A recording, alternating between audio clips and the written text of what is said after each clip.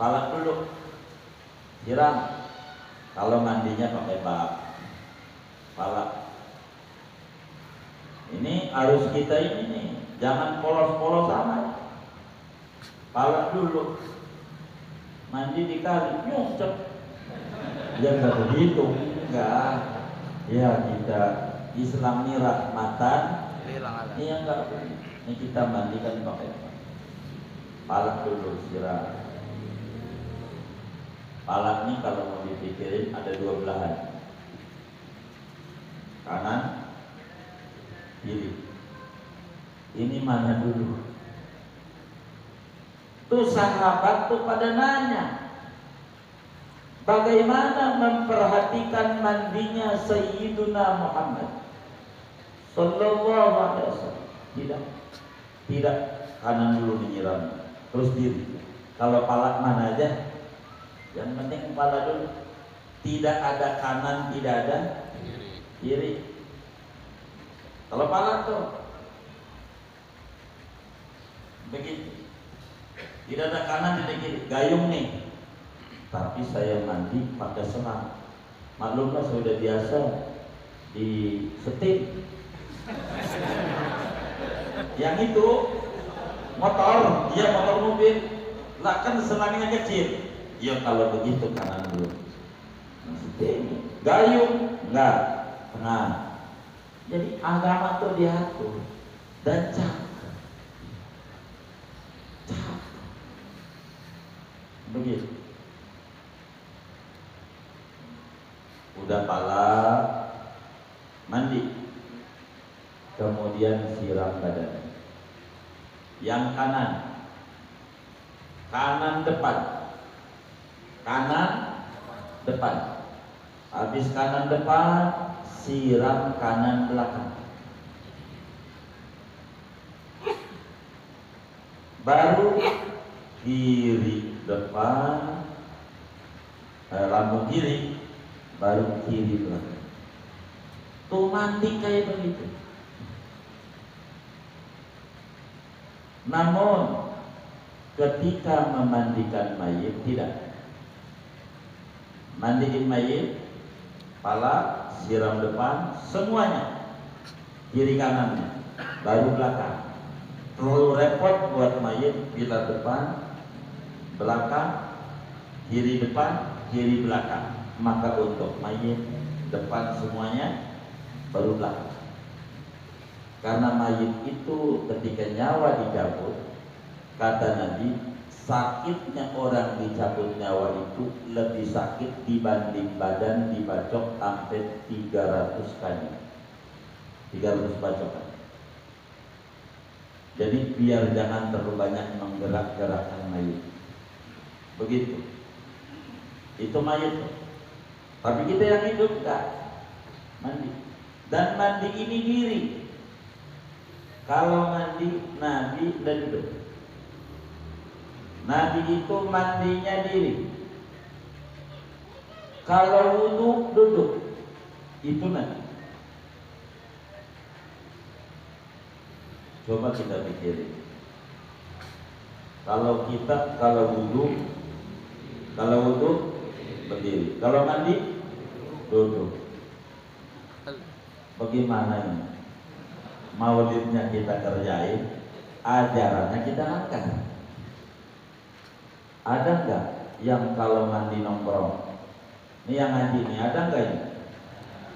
Enggak ada, alhamdulillah. Ada enggak ini?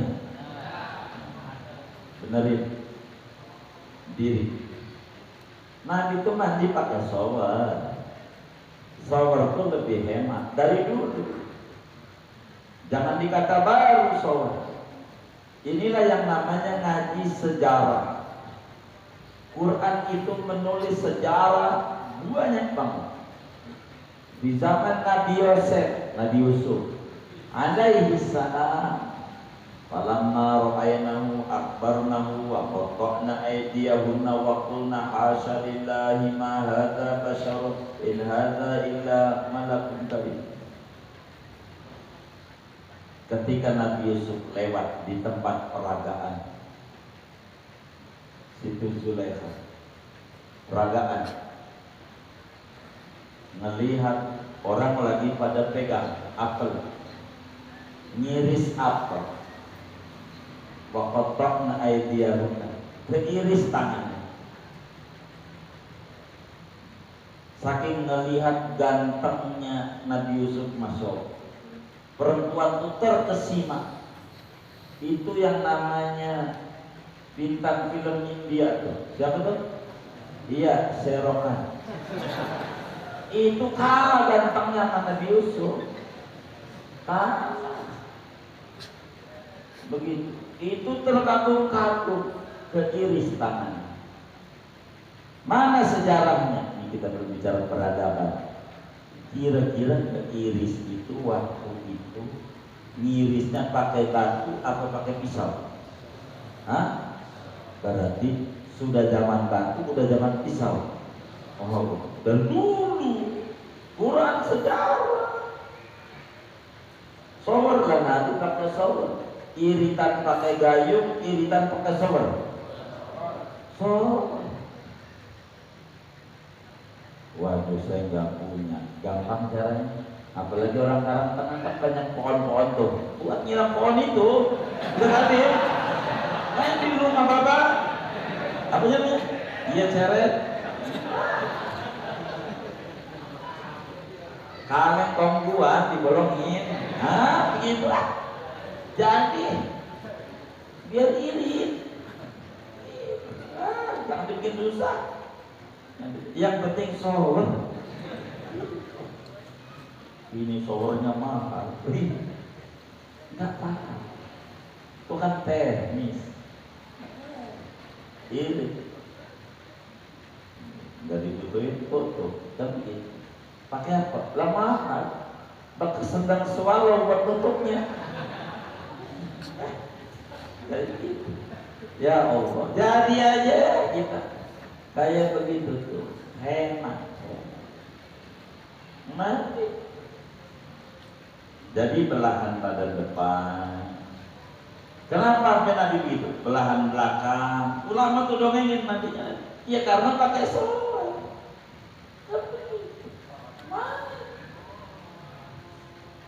Kenapa diri? Biar gak boros air, kan air ngalir. Jadi gak banyak air. Kalau nongkrong kan dipatan ini susah ya. Jadi kan boleh siram. Enak. Itu begitu. Kita saudara tidak perlu kayak salafus saleh. Ketinggian. Ada namanya Sayyidi Muhammad bin Ashraf. Kelupaan dia mandi, junub, duduk, habis tidur mandinya nongkrong. Keluar dari kamar mandi pakai baju nangis. Dia bertanya, si khotibnya, budaknya, ada apa majikanku? Kenapa nangis? Ada yang hilang? Tidak ada. Masih dia nangis. Dia lalu bertanya, karena dia dagang beras. Ada berapa beras di gudang? Stok cuman ada 8 ton dulu. Ayo majikan, tuan 8 ton. Tolong dibagi untuk fakir miskin semuanya. Jangan dijual. Bagiin. Emang ada apa? Saya sudah melanggar ajaran Nabi Muhammad. Lupa saya mandi nongkrong. Lupa. Sampai 8 ton beras dibagi-bagi. Sebagai menebus kesalahan tidak nyontoh Nabi Muhammad. Kalau kita nggak usah kayak begitu amat. Uang sedih aja orang. Ya sengaja. Ambil lagi begitu ketinggian. Sudah berapa kali kalau kita mandi junub nongkrong, mandi Jumat nongkrong. Waduh, kalau nyontoh dia kebun kejual. Udah berapa itu? Bisalah kita matomat pelan-pelan dari umur yang ada nih. Setapak demi setapak nyontoh Nabi Muhammad. Dikit-dikit. Kalau mandi dir.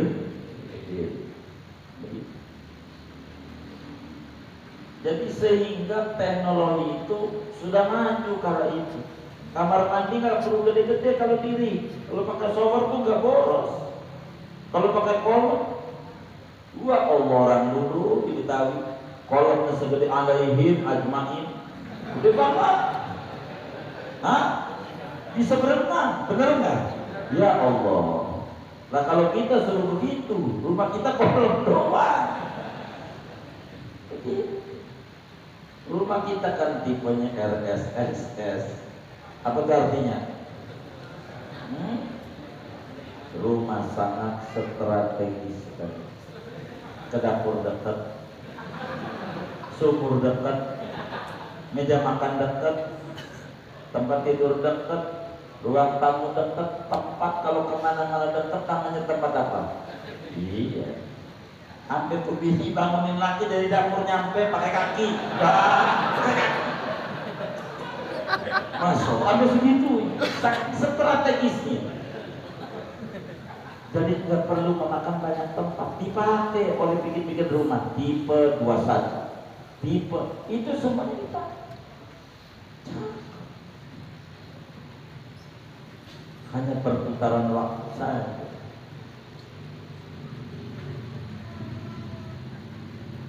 Siram saja dari ini, rambutnya sambil digini-gini, diserak-serakin. Jangan sampai ada satu helai tak kena air yang Imam Ali bercerita. Sudah disiram. Nah disinilah niat berperan. Waktu nyiram pala, niat mandi, mengangkat hadas besar. Kalau junub dari seluruh badanku fardu karena Allah. Niat. Siram kan? Habis siram, gosok-gosok, diusap-usap. Masalah sabunan ini teknologi, kemajuan zaman. Saudara mau pakai sabunan nggak apa-apa. Kita nggak usah ribut. Ada orang kayak maulid tuh pakai petupan, namanya bukur. Ini orang mujak-mujak Nabi. Tidak ngerti. Ini zaman dulu emang begitu. Paketnya begitu.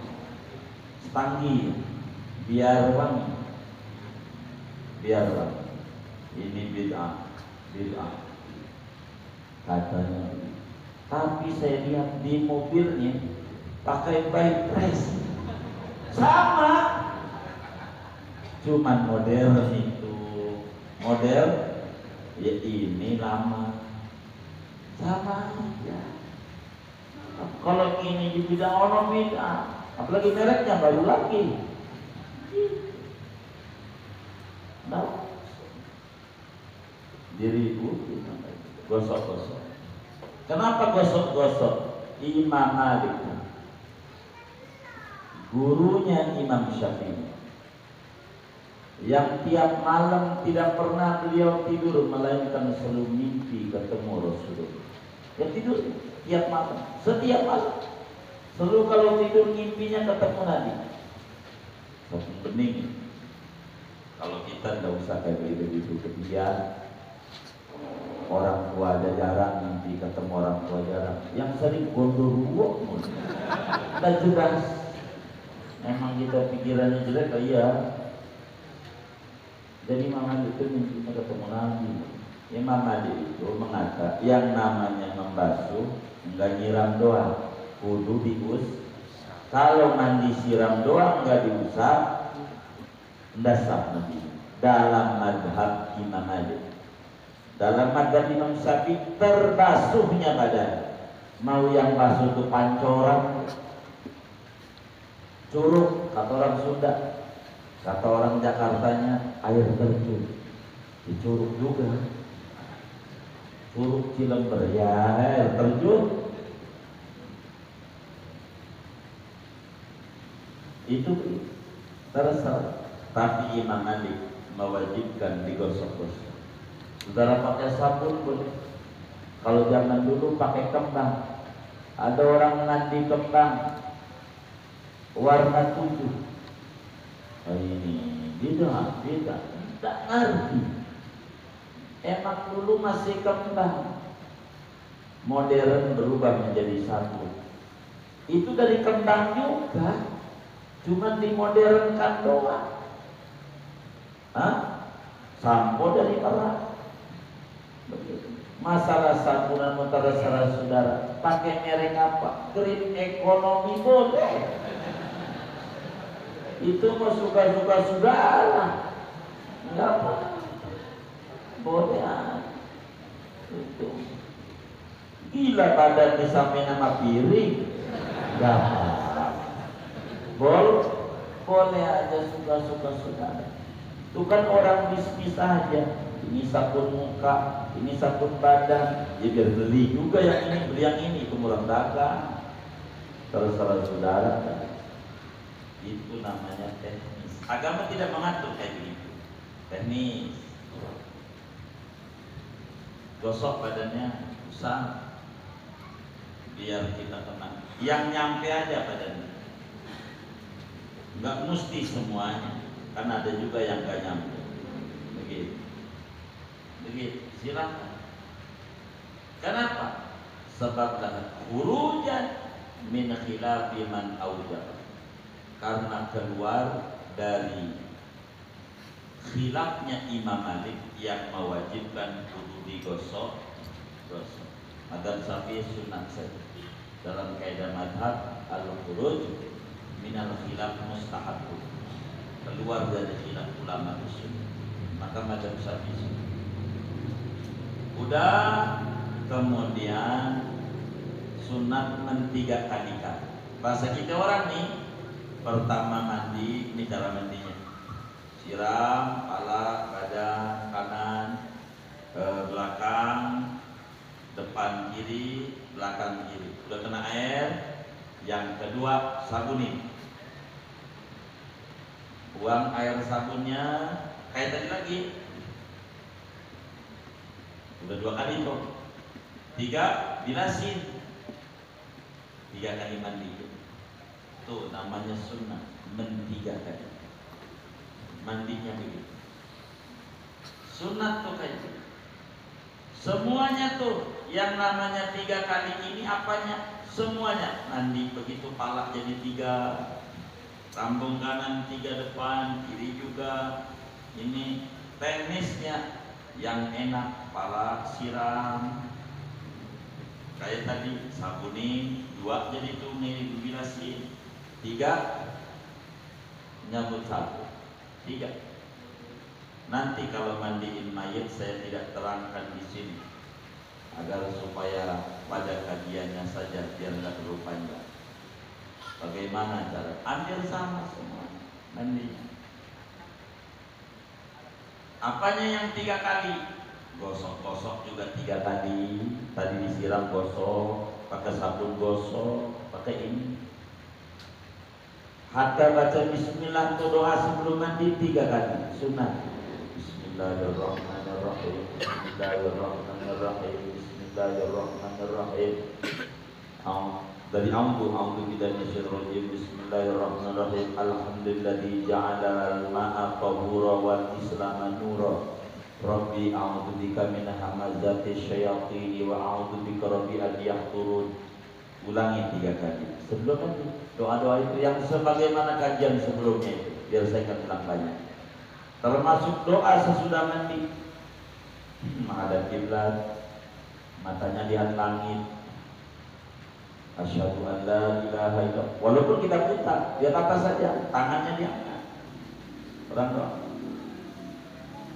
Asyhadu an la ilaha illallah wahdahu la syarika lah wa asyhadu anna Muhammadan abduhu wa rasuluh. Allahumma ij'alni minat tawwabin waj'alni minal mutatahhirin waj'alni min 'ibadika shalihin. 3 kali asyhadu an la. Habis itu baca al-qadar sekali. Tapi gak diangkat tangannya sambil jalan surat al-qadar. Itulah mandi. Kalau pengen sempurna mah ndak asal-asalan. Bagaimana cara-cara kita mandi ini? Biarlah kita benar. Ini semua 3 kali, 3 kali, 3 kali. Sunat itu dalam mandi. Biar benar mandinya. Lalu bagaimana kalau mandinya di kolam renang?